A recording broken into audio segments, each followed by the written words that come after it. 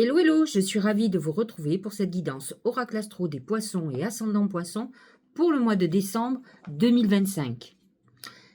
Des événements très importants sont en lien avec votre signe puisque nous avons Saturne et Neptune qui ont rétrogradé, qui sont passés du Bélier, qui sont revenus dans votre signe.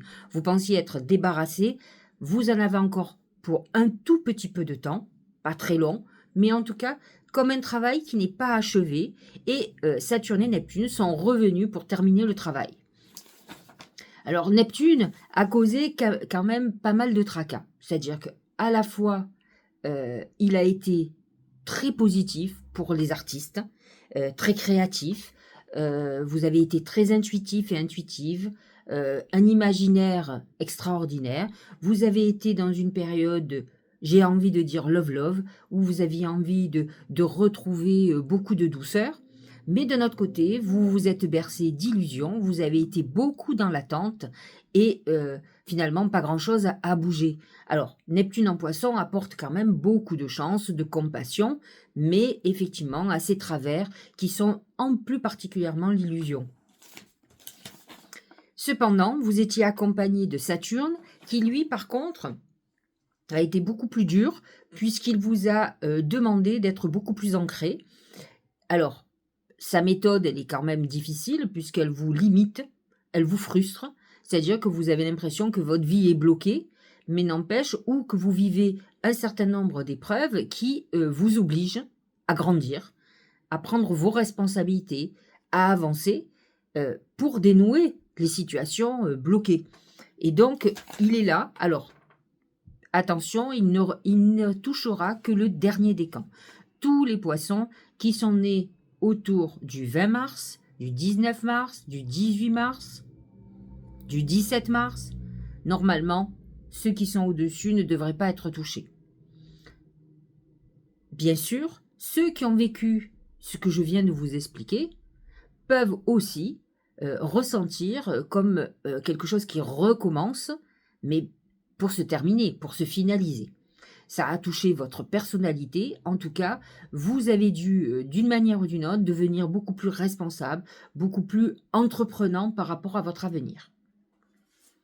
Nous avons Mercure qui est dans le signe du Scorpion, dans votre maison 9. C'est une phase intéressante pour vous puisque, indépendamment de Saturne, qui est dans votre signe, nous avons Jupiter dans le Cancer et Mercure encore dans le Scorpion. C'est vrai que le mois dernier, l'amas de planètes en Scorpion a amené une période plutôt très agréable pour les poissons, plein de projets, plein de perspectives pour l'avenir. C'est vrai que les choses sont en train de se calmer puisque les planètes ont déserté le Scorpion. Elles ont commencé à s'installer dans le Sagittaire. Vous le verrez, je vais vous en parler. Donc Mercure est dans le signe du Scorpion et fait encore la liaison avec Jupiter. Jupiter qui est dans votre maison 5, la maison de l'amour, toute l'année. Hein, je vais en parler. Mais ce qui va être intéressant, c'est que Jupiter est entre 21 et 24 degrés et Mercure en Scorpion entre le 20 et le 30 degrés.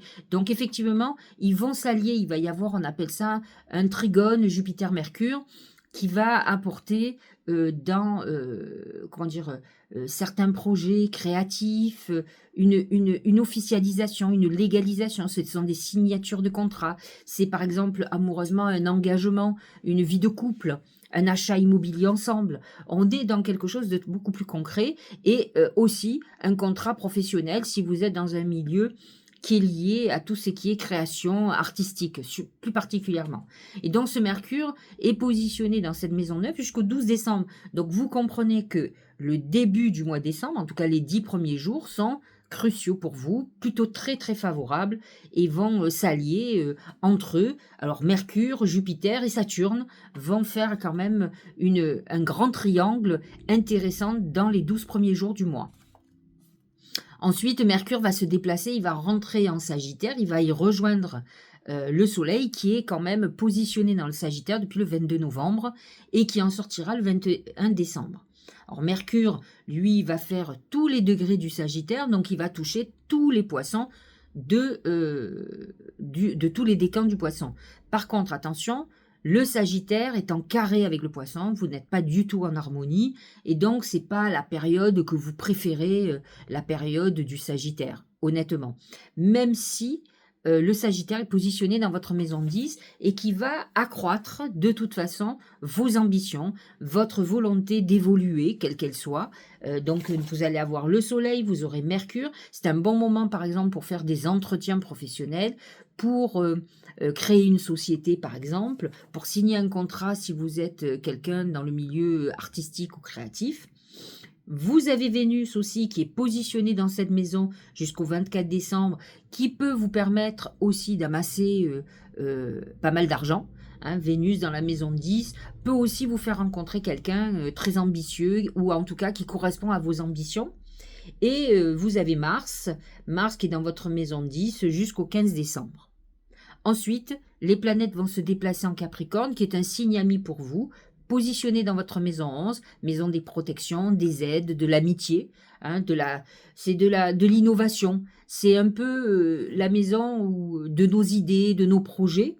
Et donc, le Soleil va s'installer dans ce Capricorne à partir du 21 décembre. Vénus rejoint le Soleil à partir du 24 décembre. Donc, c'est quand même des moments intéressants.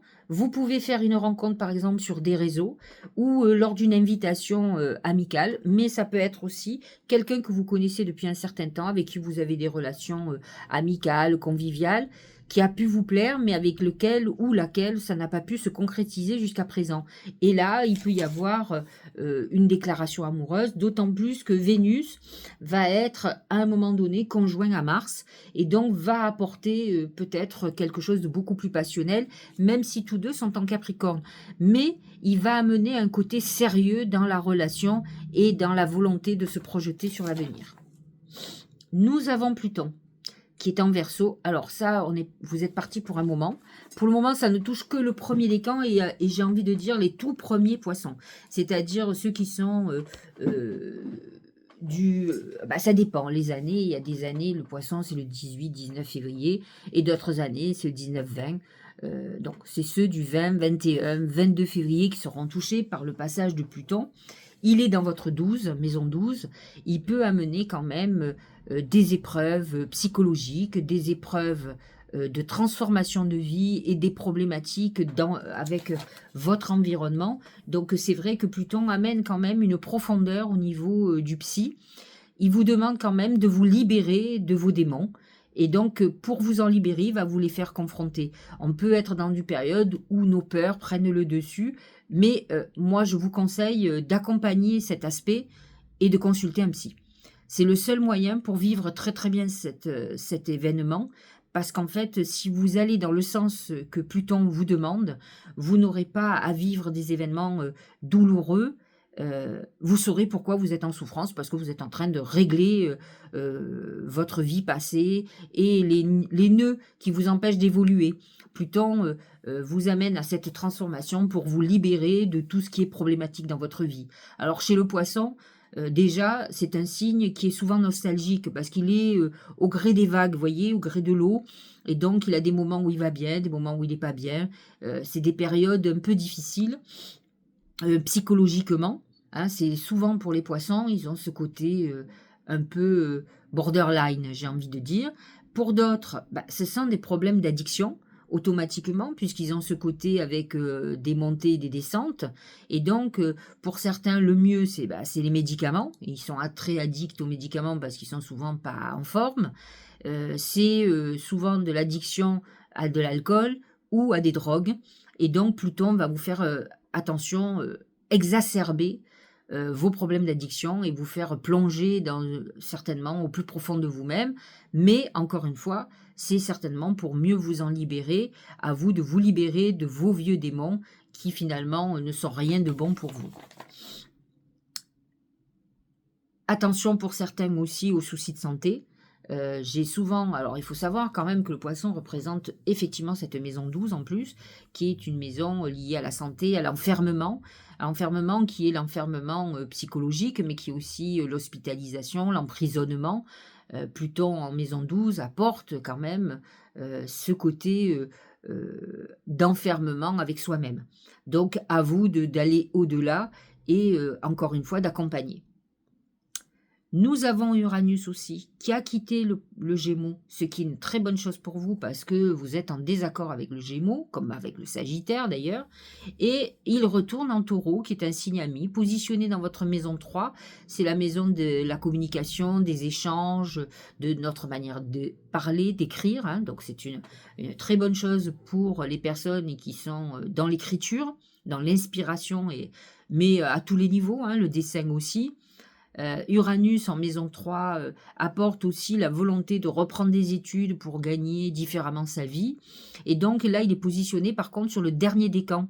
Donc les poissons qui sont presque béliers, 20, 19, 18 mars. Voilà. Jupiter, je vous l'ai dit, est dans votre maison 5. Donc il va s'allier avec beaucoup de planètes comme Saturne et Mercure, en tout cas dans les 12 premiers jours.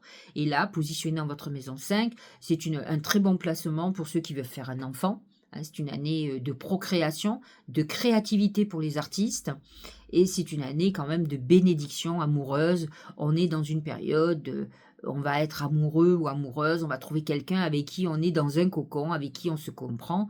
L'idéal, c'est que vous rencontrez une personne qui a quand même un fort, comment dire, amas de planètes dans des signes d'eau qui va considérablement exacerber ce côté amoureux et doux. Nous aurons une pleine lune le 4 décembre qui sera en Gémeaux, qui sera dans votre axe 10-4, qui est l'axe qui oppose nos ambitions et le côté familial. Donc voyez ce qui a pu se passer, ce qui se passe au niveau de la famille, peut-être lié au père par exemple, mais pas que. Et donc c'est comment dire, le ciel va mettre en exergue une problématique, puisque de toute façon c'est une opposition. Vous aurez une nouvelle lune en Sagittaire en maison 10, donc qui correspond à vos ambitions, à ce que vous désirez, au projet que vous pouvez avoir. C'est un moment pour faire des vœux à ce niveau-là, même si je vous l'ai dit, ce n'est pas la nouvelle lune qui est la plus idéale pour vous, pour faire vos vœux. Alors regardons ce que les oracles ont à nous dire. On va commencer par mon oracle, l'oracle magique du Mar de Café. Et le premier oracle que j'ai tiré correspond à la tendance du mois. Regardez, c'est la bouche. La bouche, c'est plusieurs choses. C'est la parole. Donc c'est Mercure, par exemple, qui est dans votre maison 9 jusqu'au 12 décembre. C'est les mots que l'on emploie et qui ensuite, ce Mercure va passer dans votre maison 10 en Sagittaire. Donc c'est la parole, c'est aussi les écrits, hein, bien entendu. C'est tout ce qui passe par la bouche. Mais c'est aussi tout ce qui est addictif. Ce que l'on mange, ce que l'on boit, ce que l'on fume. Hein, voyez cette fumée qui sort de la bouche. Donc voyez les excès que vous pourriez avoir qui vont être, comment dire, appuyés par Pluton, qui va peut-être créer un certain nombre de problèmes par rapport à tout ça. Et donc effectivement, cette bouche amène quand même cette notion aussi de secret, qui est de la maison 12. C'est le secret. Donc, il peut y avoir des vieux secrets familiaux, un secret qui émerge, hein, qui soit là. Donc, effectivement, cette bouche représente quand même toutes ces problématiques qui sont installées dans Pluton. Hein, mais aussi Mercure en maison 9 en Scorpion et Mercure en Sagittaire. Donc, c'est un mois où effectivement... tout va tourner autour de ce qui vous nourrit. Hein, Jupiter en Cancer, le Cancer c'est la nourriture physique, mais la nourriture émotionnelle, hein, sachant que le Poisson est hypersensible. Donc aussi, voyez de quoi vous vous nourrissez et voyez quelles sont les conséquences. Ou de quoi, qu'est-ce que vous absorbez en boisson, en médicaments, en drogue, en fumée aussi. Donc, voyez, tout ceci ne peut rien donner de bon si ce sont des addictions, des problèmes d'excès, parce que vous allez commencer à payer l'addition. Avec les planètes qui se sont installées en 12, tout va être exacerbé et on veut vous montrer qu'il va falloir avoir une vie beaucoup plus saine. Il vaut mieux vous concentrer sur l'amour que sur tous ces problèmes. Alors, au niveau professionnel et financier, c'est la main de Fatma. La main de Fatma vous dit que vous êtes protégé, C'est aussi l'amas de planètes en maison 11, en Capricorne, qui va vous aider. Donc c'est plutôt en fin de mois de décembre que vous allez beaucoup plus le ressentir. Mais la main de Fatma vous dit, voilà, aujourd'hui, si tu as des soucis d'argent, si tu as des soucis professionnels, je suis là, je te protège, je te permets de voir au-delà des choses et de régler un certain nombre de choses. En tout cas, tu t'en sortiras très très bien. Au niveau sentimental, c'est la chouette. La chouette, c'est le visionnaire. Vous pouvez avoir fait la rencontre de quelqu'un qui est très réceptif. De toute façon, vous, en tant que poisson et ascendant poisson, et encore plus ceux qui ont la lune en poisson, vous êtes des gens qui ont des perceptions, qui sont intuitifs. Alors faites très attention, un peu comme les autres signes d'eau, vous pouvez mélanger les désirs et les craintes et l'intuition. Ça n'a rien à voir. Une intuition, c'est quelque chose qui s'impose à vous, qui vous avertit de quelque chose, alors que le reste, ça peut être une angoisse de ne pas y arriver, d'un avenir incertain, etc., etc. Donc, cette chouette représente une personne qui a ce côté visionnaire avec laquelle vous allez être hyper connecté. Et c'est souvent ce que cherche le poisson. Il a besoin de se reconnecter à l'autre, de le ressentir. Et là, vous allez être gâté puisqu'il y a quand même une vision sur l'avenir, d'une projection de relations amoureuses. Et ça sera encore plus fort lorsque Vénus va passer en Capricorne à partir du 24 décembre. Au niveau santé, c'est l'enfant. L'enfant qui représente alors les maladies infantiles, hein, si vous êtes un petit poisson ou si vous avez un enfant poisson qui peut avoir quelques soucis de santé, vous pouvez être inquiet pour cet enfant, bien entendu. Alors pas que dans les maladies infantiles, bien entendu, parce que ça peut être un enfant, mais c'est aussi une période où on vous va vous replonger dans l'enfance. C'est un peu ce que je vous disais, cette projection dans le passé émotionnel, et tous ces démons sur lesquels vous allez être confrontés, des démons qui viennent de loin et qui font que peut-être vous n'avez pas réglé un certain nombre de choses. Pluton va vous obliger à affronter ces démons pour vous en libérer, pour pouvoir les maîtriser et pour pouvoir aller vers le bonheur. Et parfois, ça concerne l'enfance et c'est ce qu'on nous dit. Donc c'est une période qui est beaucoup plus psychologique qu'autre chose, qui va vous obliger à grandir, hein, justement. Peut-être que si vous n'arrivez pas à avancer, c'est que vous avez un problème justement à devenir adulte. Et donc souvent, on est dépendant de certaines personnes ou on cherche toujours quelqu'un de qui on pourrait être dépendant. C'est une manière de ne pas devenir justement adulte et vous devez peut-être en prendre conscience. Alors j'ai demandé à mes guides comment la chance allait se manifester. C'est le papillon. Le papillon, c'est la transformation, c'est Pluton. Et donc, c'est une phase, le papillon, qui a besoin de devenir beaucoup plus léger, de s'alléger aussi du poids du passé. Attention, le papillon représente une période de légèreté où finalement on est assez insouciant, on fait un lâcher-prise total et c'est ce qu'on vous demande, c'est de mettre beaucoup plus de légèreté dans votre vie, certes d'affronter un certain nombre de choses, mais de savoir aussi profiter de la vie. L'enfant, c'est aussi l'enfant intérieur, de vous émerveiller d'un certain nombre de choses, de passer des bons moments et de retrouver cette flamme intérieure. Le Tao, c'est la durée, c'est le temps. Constance, continuité, endurance, persévérance, maturité, renforcement, stabilité, engagement profond. On est dans une phase où effectivement il va falloir être persévérant, être patient. On est confronté au temps. Saturne, qui est le dieu du temps, c'est Chronos, est positionné dans votre signe et donc vous oblige à cette patience parce qu'il vous demande d'être plus mature, d'être plus responsable, de grandir. On est encore dans cette phase où on grandit, qui est quand même très représentée par Pluton. Et tout à l'heure, on a sorti l'enfant. C'est vrai qu'on nous demande de grandir et donc d'affronter un certain nombre de choses et non pas de les fuir. C'est un des problèmes du poisson. Quand il ne veut pas souffrir, il fuit. Et donc, effectivement, du coup, il évite un certain nombre de choses, mais momentanément, hein, parce qu'un jour ou l'autre, ça nous revient en pleine figure. Donc, autant y aller une bonne fois pour toutes. Un peu comme, vous savez, le sparadrap qu'on arrache d'une plaie. Allez-y vite plutôt que d'y aller très, très, très doucement. Premier oracle d'intuition, encore une fois, c'est la transmutation. C'est les planètes en scorpion, mais c'est surtout Pluton. C'est le moment de compter sur votre guérisseur intérieur. On est dans une phase effectivement de guérison pour les poissons.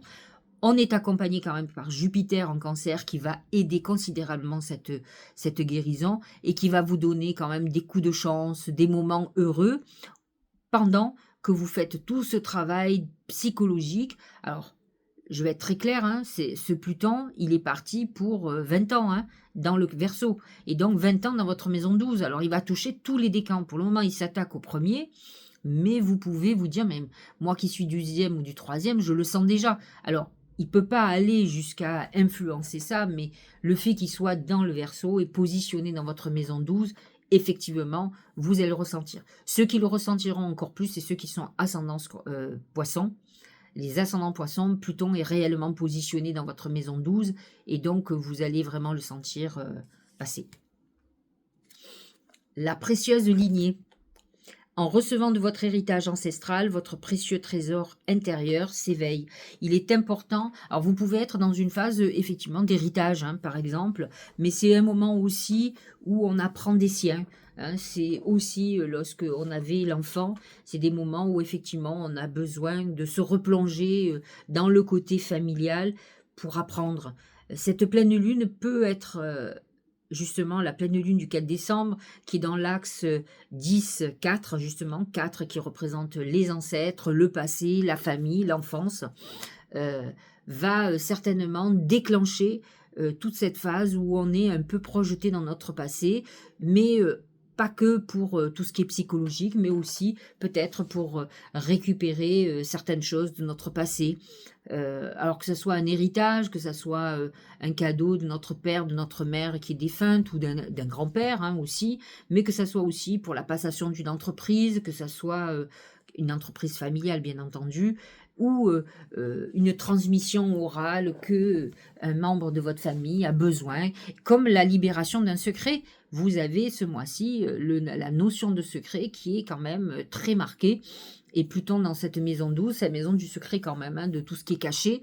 Donc effectivement, ça peut être révélateur de quelque chose que vous ne connaissiez pas et auquel vous allez être confronté. Écoute. Sois à l'écoute de ton être, de l'autre et des signes de l'univers pour être au centre de ton cœur.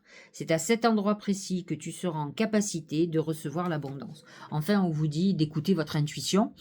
Alors, on m'a souvent demandé comment on faisait pour savoir que c'est l'intuition. D'abord, premièrement, pour se connecter à notre intuition, il faut être hyper calme.